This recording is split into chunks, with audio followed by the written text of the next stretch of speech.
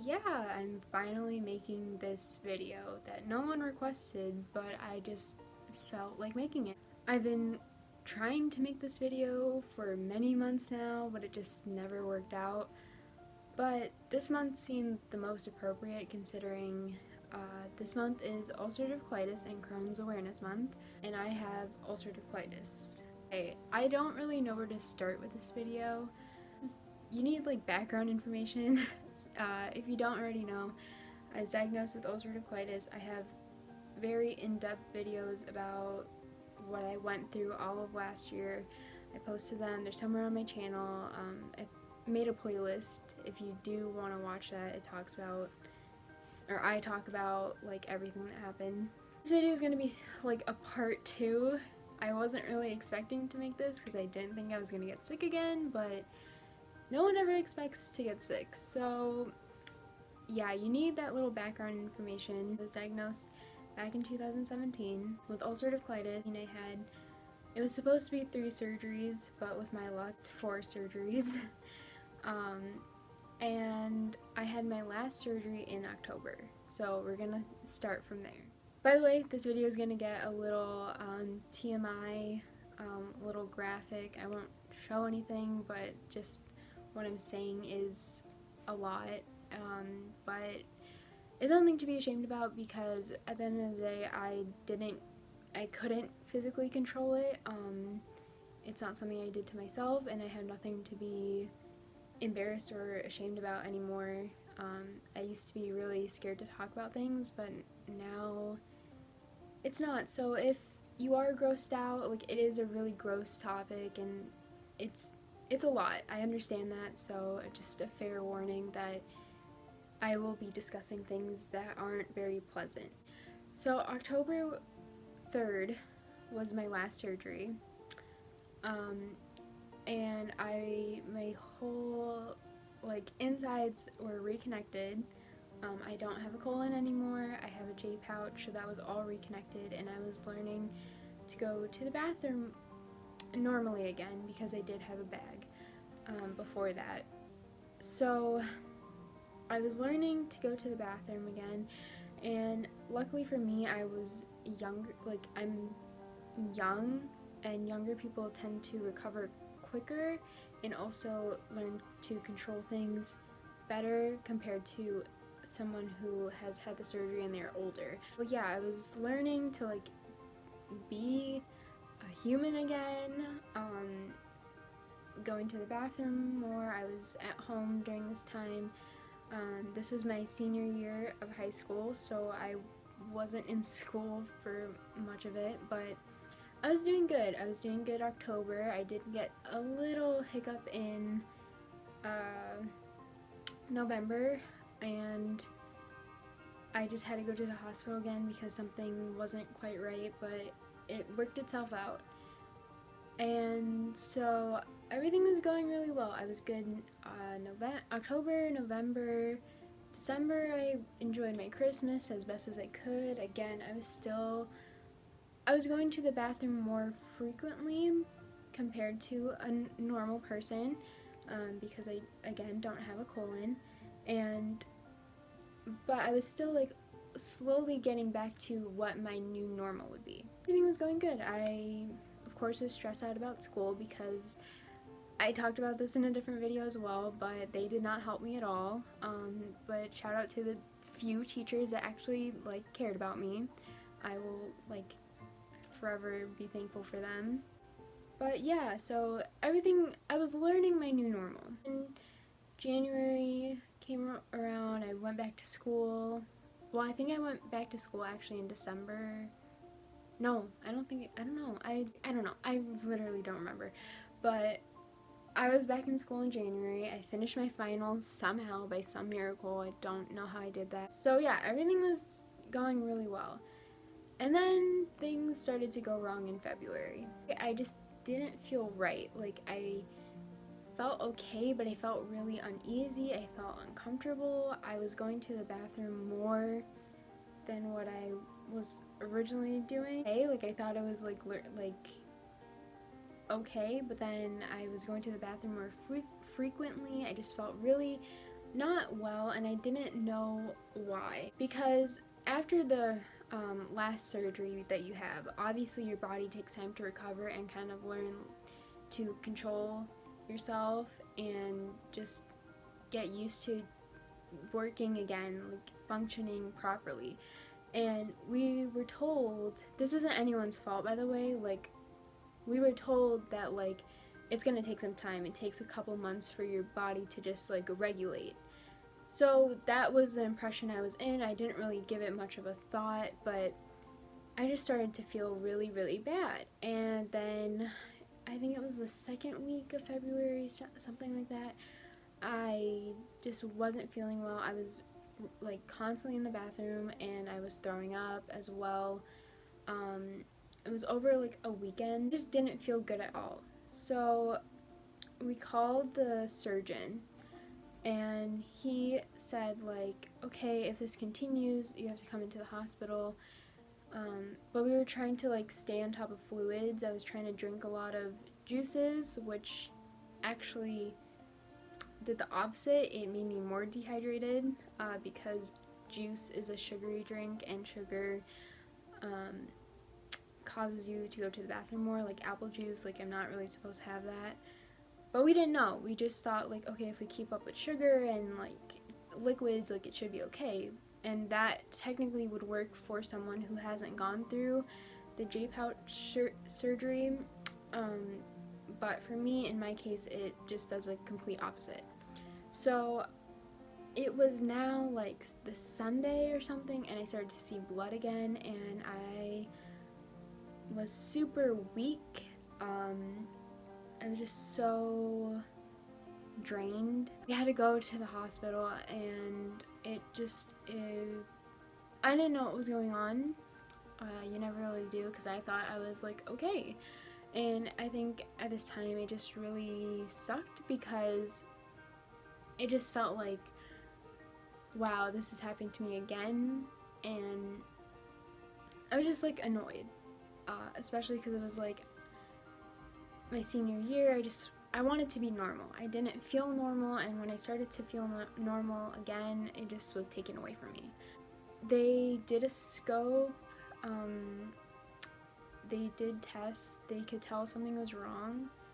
I was put in the hospital. They couldn't figure out what was wrong with me. I forgot to mention this, but my favorite teacher, okay, literally the only teacher that like cared about me as a human being and understood that I am not just a student that has to get work done, but I am a human being, and I have like feelings, and like was going through a lot. And this teacher knew like my situation, right? Like I felt really comfortable telling him, because he was a science teacher and he understood like the body, and he's just like a really caring person. So I felt comfortable telling him, especially because he saw me struggling so much, and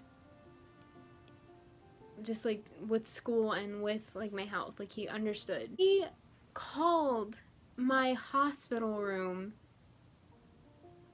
like who does, to make sure I was okay. He called my hospital room. Like no other teacher cared that much at all. Like I don't know, I don't have words for it, but I just remember he called and he joked with me, and he said like, oh, I thought the reason you weren't in school is because you took a vacation and you like just went away for a bit, but I saw your mom's email and that you're in the hospital again, and I'm so sorry. And I was like crying, because I'm gonna cry again, but I was crying like as I was talking to him, because that genuinely like made me so happy that like someone cared, especially from that school, that someone like cared that much to just like make sure I was okay. And I will forever be so thankful for him. He knows who he is if he's watching this. I don't want to like expose you or say your name, because that's your personal information, but you know who you are, and I'm like so truly thankful for that. You were the only teacher that like cared about me. like truly, and like made sure I was okay, like even in school, like, but like what teacher would do that for somebody? And I just, thank you. Sorry, I didn't mean to like interrupt the video with that, but like yeah, that's what happened. Like he called me the day, well, I got into the emergency room in the night, but he called me the following day. And it just like, it made me feel okay, you know? So, thank you for that. When they did the scope, also at this time I couldn't eat again. They said, okay, we have to rest your bowels because if you eat anything, it's just gonna irritate it more. So, being used to that already, I was like, okay, whatever, because I didn't think I would be in the hospital for that long. I thought they would just like find whatever it was right away and I would be okay. But that just wasn't the case. I was in the hospital for a while. They did a scope, and in the scope, they noticed ulcers again. They told me that there's ulcerative colitis, which is ulcers all in your colon, and then there's Crohn's, which is ulcers all in your GI tract. And they said we might have misdiagnosed you originally back in 2017. You might actually have Crohn's. This is a really sad thing to hear to me. I don't know why. I think it just sucked because, one, I thought I got rid of whatever it was. Like, I thought I got rid of ulcerative colitis, right? I mean, technically I will always be an ulcerative colitis patient, but I thought I got rid of the disease, the illness. So hearing that I had the possibility of having Crohn's, it set me back. It just made me feel like really trapped. It made me feel really stuck. And I was really upset. It really, really brought me down. On top of that, it was February, right? And my school was supposed to go for Kairos, because I went to a Catholic school, so we were supposed to go to girl Kairos, or like group thing, and I just felt left out, and I was just not in a good place, because like I said, like I felt like I was doing so good, and then to just be set back like that, it really sucked and it hurt. And I'm gonna try really hard not to cry during this video because I don't want to cry, but I'm really sensitive and it hurts talking about it, even though I've been through it. Like, it still hurts, so I'm sorry if I do get a little teary-eyed. Really sucked because I didn't really want to go. I felt really uncomfortable, especially because I was getting used to like my body again, and we would have to share a room, and I did ask one of my teachers, who was really nice. She was one of the nice teachers, who I actually care about, and I asked her like if it was okay if I could just like have my own room, or if not, the only person I would be comfortable sharing a room with would be my close friend, who was also going on the trip. And she said, yeah, like we could do that for you. So I was still uncomfortable. I was still uneasy about the trip because I wasn't sure how I would personally react, or like how I would feel, or I didn't know what people would think about it. I wasn't close to anybody else, so it was just a weird time. But anyways, I felt really left out of the trip and just like being a normal person. At the time, it just felt like I didn't feel normal. I just felt really bad about myself. But back to the medical side of things. So they thought they misdiagnosed me, and that took me it took me a couple days because they still weren't sure what was going on with me. Because it only seemed to be in my small intestine and didn't seem to be anywhere else, so that's why they kind of thought it was Crohn's.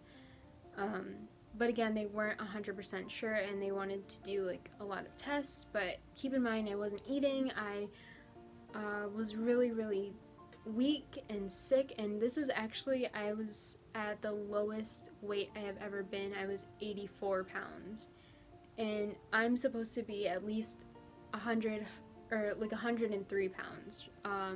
That's like a good weight for me. My ultimate goal weight would be like 110, but I'll talk about that later. But yeah, I was 84 pounds. I was super, super skinny. I felt like a literal stick. I hated looking at myself in the mirror.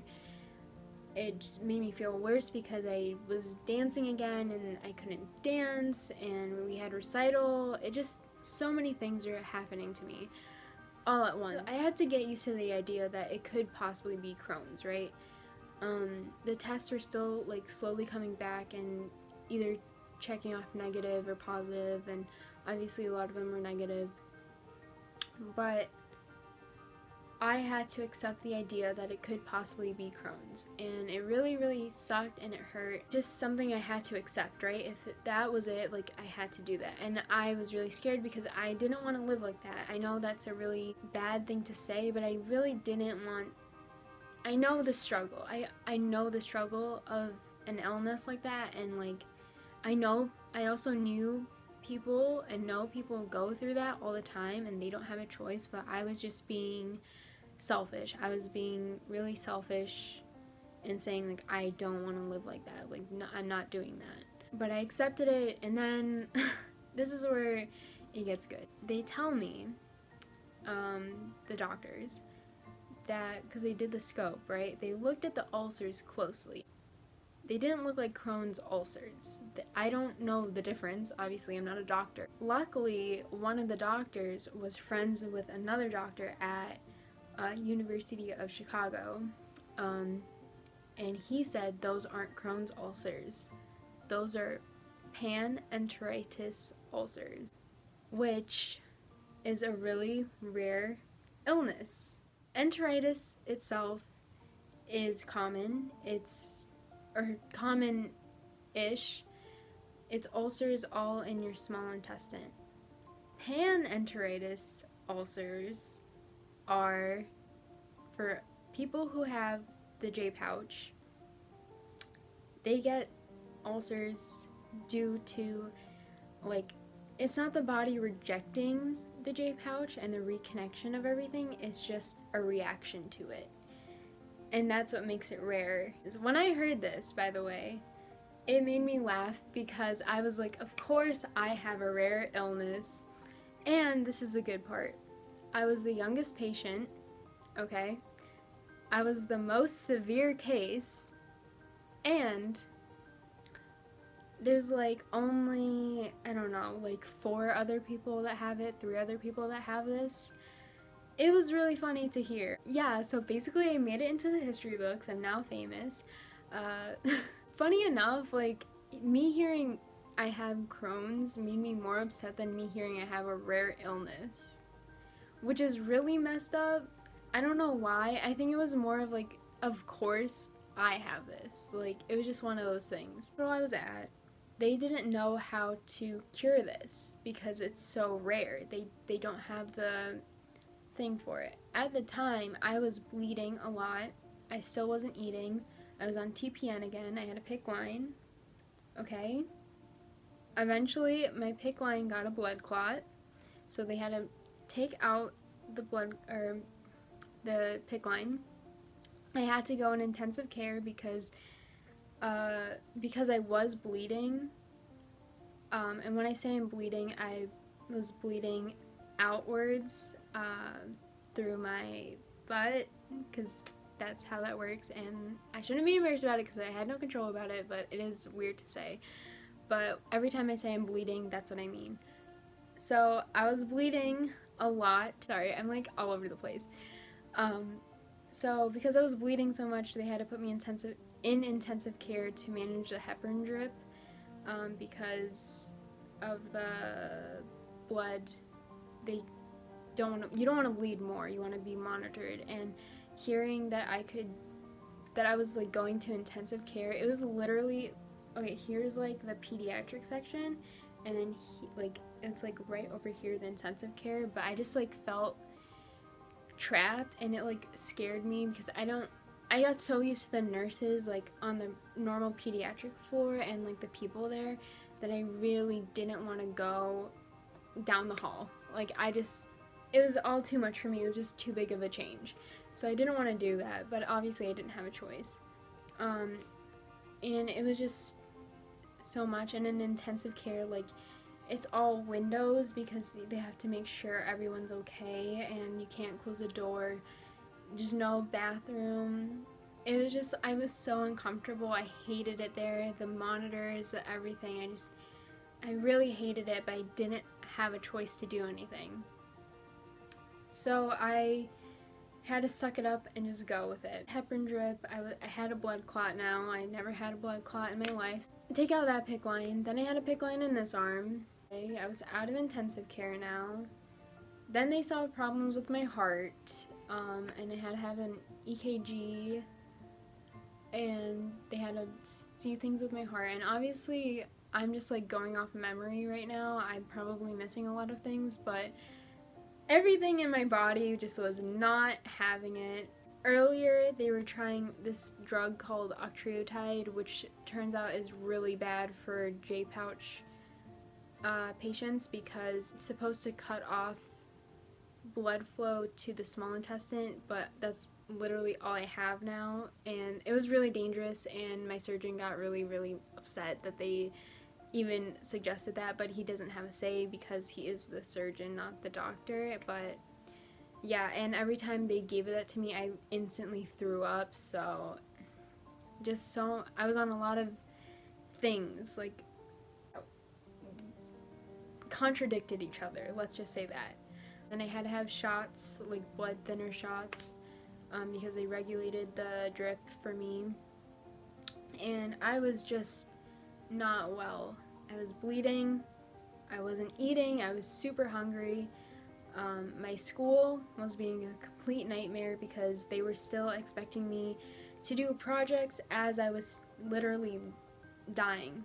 I don't want to sound like I'm exaggerating, because I am, but in a reality sense, like, I was not well. Like, if I wasn't in the hospital and like getting the medical care that I was, I could have very well been dead. I've had, this time in the hospital this year, I had 7 blood transfusions once again.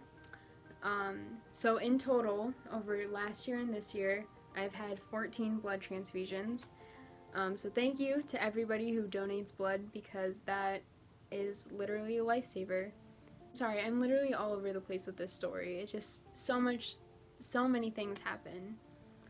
The only good things about this experience, I guess, was just like the people I already knew from the hospital, like the nurses. I'm friends with like all the nurses. They all know me, which is a good and a bad thing. Not even that, like, people in different parts of the hospital know me and know my face and my name. So it's kind of cool, but like not the best. The whole staff, like the art therapist there, and the teen life specialist, and then I met a counselor because I was not doing good mentally, especially at this time. It was February and March. In March is spring break, and I felt really bad, especially looking at all my friends, or like not even people I was friends with, but like people from school being on spring break and just like enjoying life. And then I was stuck in a hospital, and my mom, said, maybe don't look at your phone, but like, you're stuck in a hospital bed with nothing to do except watch crappy TV and movies, like, and I love movies and TV, but like, they don't have great shows. Ariel, sorry, my dog's here. It really sucked. It hurt me so bad, because at that time I was already feeling really bad about myself, and I felt disgusting. I felt really, really ugly, just not good at all. And to see everybody just being normal, right? That hurt really, really bad. Sorry, my dog is like being weird. Okay. So yeah, that was a struggle, and then on top of that, school being complete jerks to me. I just can't believe it. It felt like my body did betray me.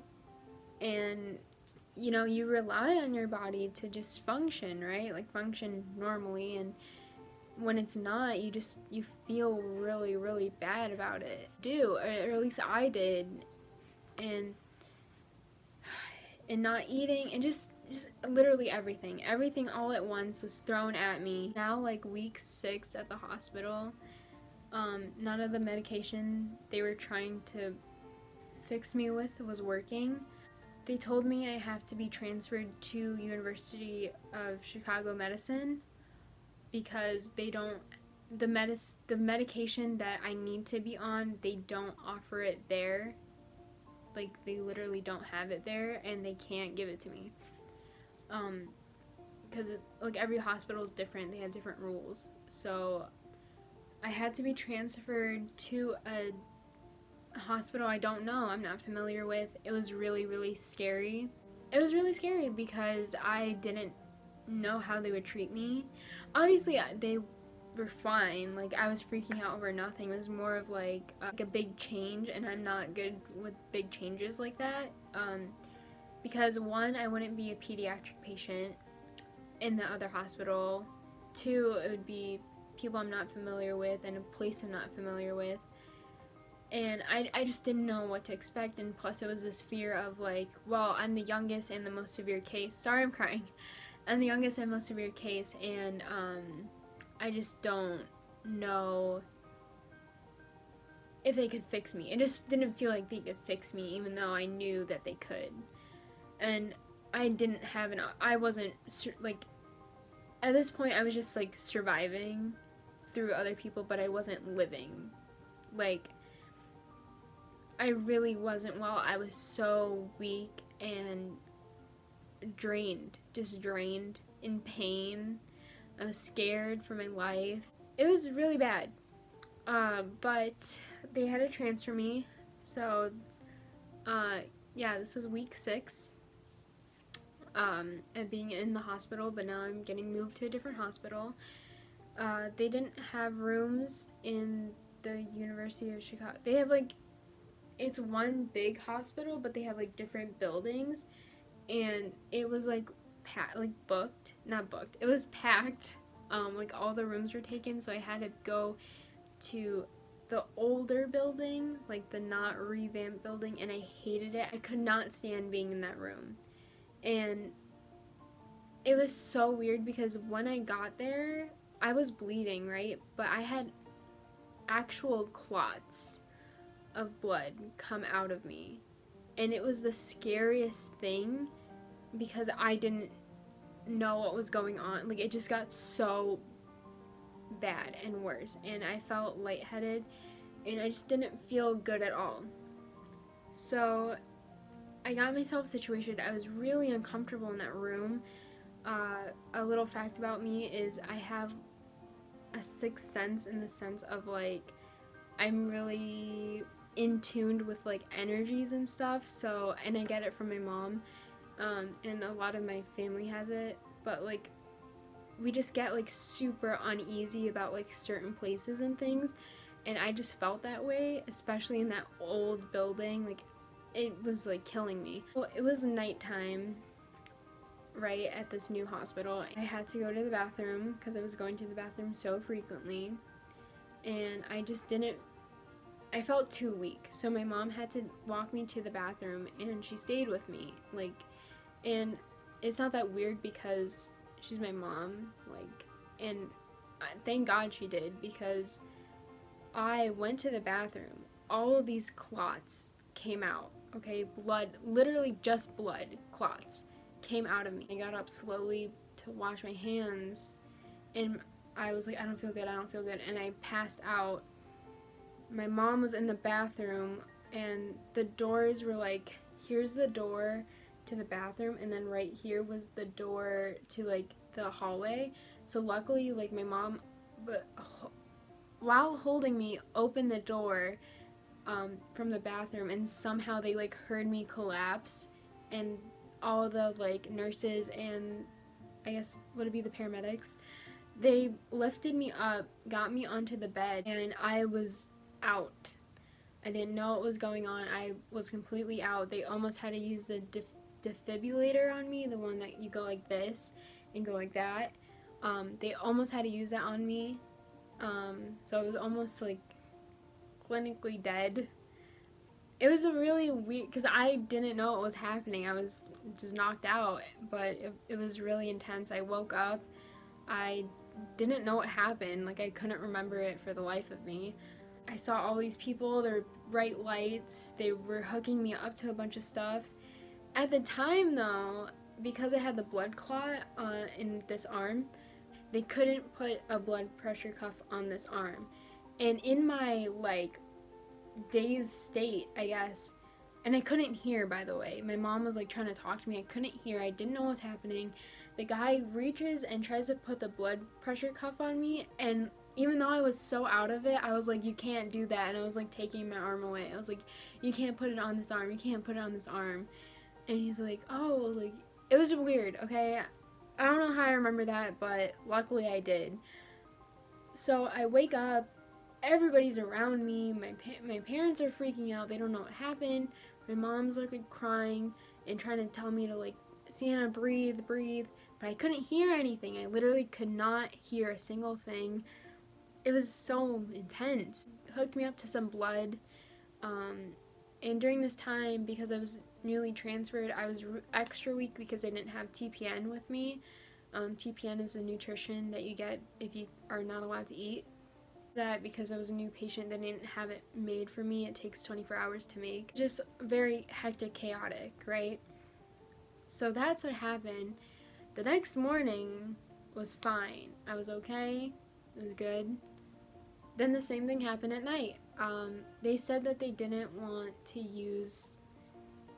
me to go to the bathroom, and I hated this, but I didn't have a choice because it wasn't safe for me. You have to use a commode, which is like a toilet, but you just put it by your bed, and I had to use that, and I hated it, but I didn't have a choice because it was the safest option. But I passed out again, and the same thing, like, it was all just blood clot. It was really bad, and I fainted again. They did the same thing, and this time it was a lot worse. They hooked me up to blood again. They woke me up.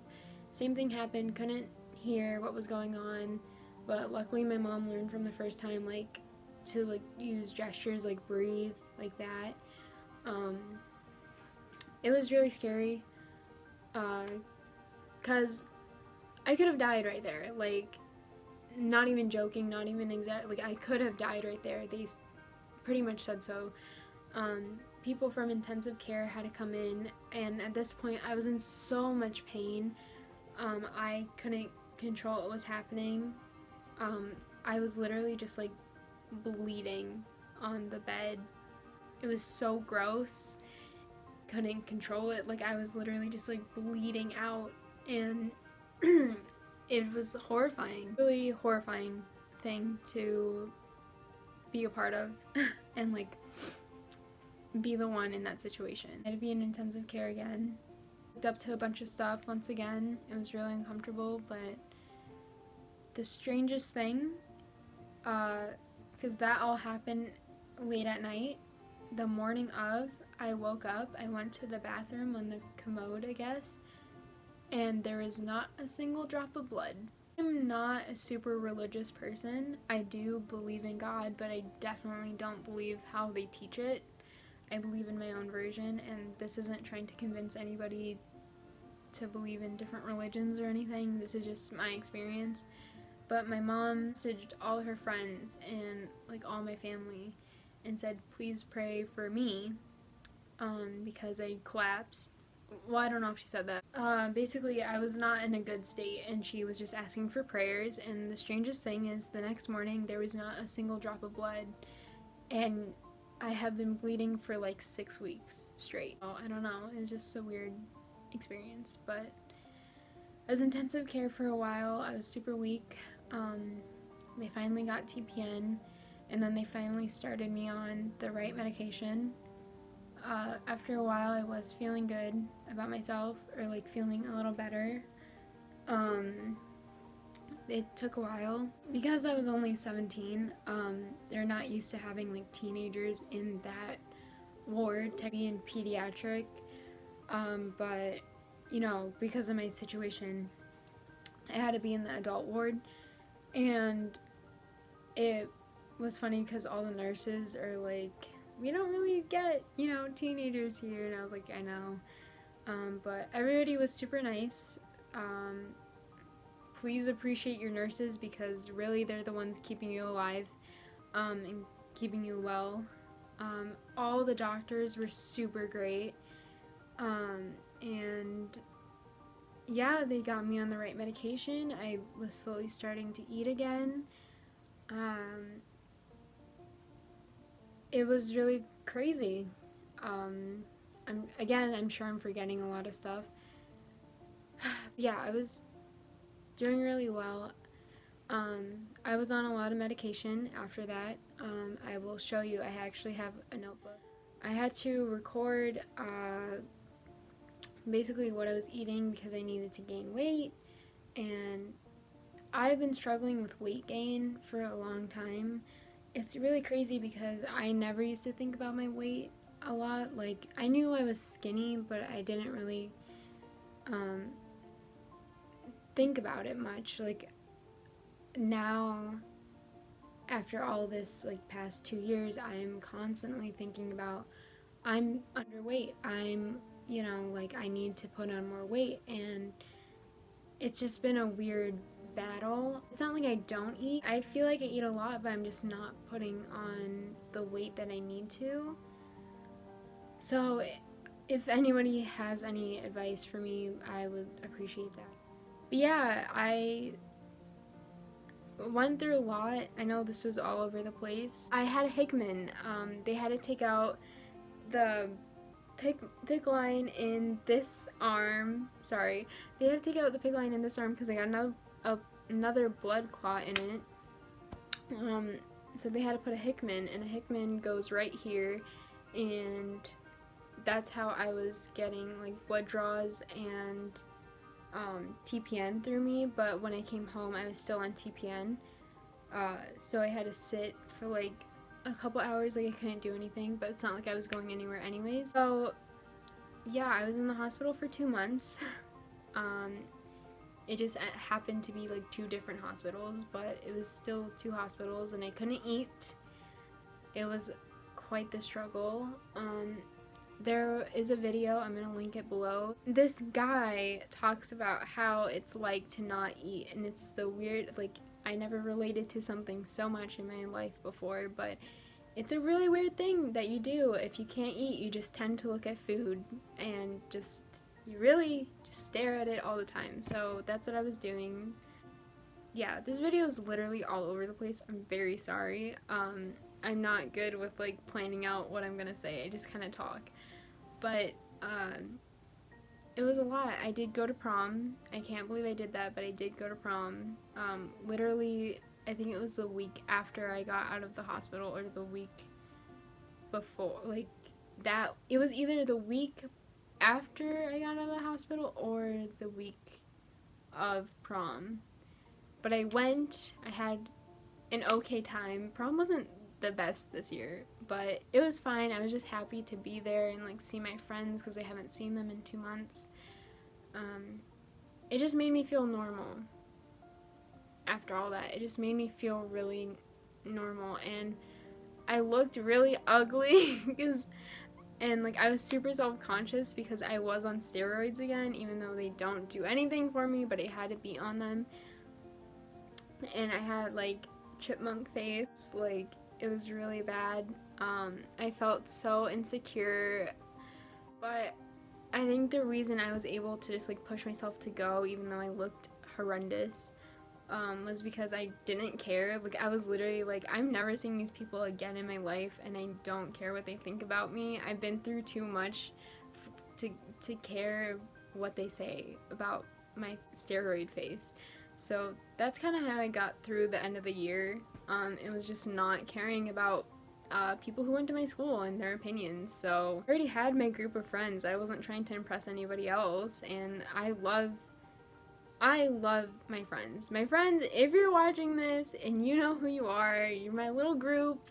I love you. You're so like true and dear to my heart. Also, of course I love my family so much. I wouldn't have made it through a lot of things without them. The nurses and the staff at both of the hospitals, the doctors that actually cured me for the most part. Obviously, this is still a rare illness, it's really new. Um, there's a lot that I don't know what will happen in the future. I'm really, really thankful for all the people in my life and the people I've met. This was not something I was expecting to post or like talk about again. I thought maybe I would give like a life update video, but I didn't think I would get sick again, especially with something like this. It's been an interesting 2 years, and even though this is all horrible stuff, I'm really, really thankful. I know I always say that, but I'm thankful because it made me not naive anymore. Like, obviously I'm still naive about stuff, but it really opened my eyes to a lot of things. It made me take more risks and just like live life a little bit better and not be scared of things or to post things or talk about things anymore, and just kind of be myself and not care what people have to think, because I just learned to love myself this year. And even though I have these scars, I love them. I finally love myself, and it took a long time and it wasn't easy because I used to really hate looking at myself in the mirror, and I still struggle with weight gain, and I still sometimes hate looking in the mirror because I'm too skinny. But I know in the future I will get to a good, healthy point. I'm going to start working out and eating more and just doing better for myself to see what the future holds for me. I am not in school right now because after the hell that I was put through this past year, I needed a break, but I am going next semester, so that should be interesting. I'm sorry this video was all over the place and is super long, but it was a long story. It's not easy. It's not. I do have my days where I absolutely hate everything that has happened to me, and I get really angry that some people got to have a normal teenage experience and I didn't. I was in the hospital. I was a hospital kid. Like, I do have those moments of weakness, and that's okay. I'm not perfect. I know I'm allowed to have those moments as long as I snap out of it the next day. I'm finally in a good place. Thank you for watching. This wasn't easy to talk about. I know I got a little emotional.